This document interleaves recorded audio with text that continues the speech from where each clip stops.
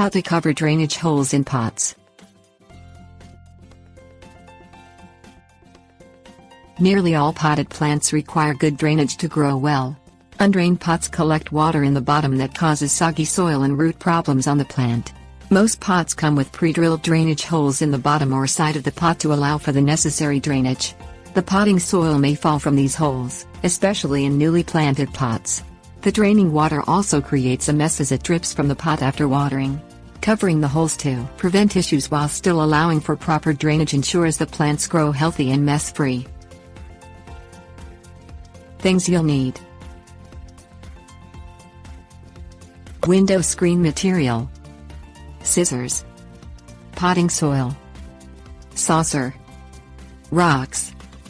Cut a piece of window screen material to the same diameter of your pot. Make the screen 1 to 2 inches larger than the pot if the pot has side drainage holes.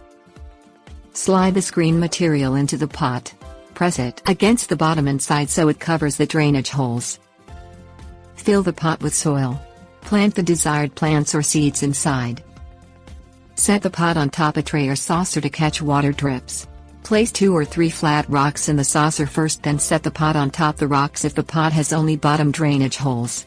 The rocks elevate the pot above the saucer so the drained water isn't reabsorbed into the potting soil. Tips: warnings. Place broken clay pot shards over the drainage holes to help keep the soil inside the pot, instead of using screen. Don't block the holes completely with the shards. Double pot instead of using a saucer. Fill a large pot with no drainage holes with 1 inch or 2 of gravel. Set the pot with drainage holes inside the larger decorative pot.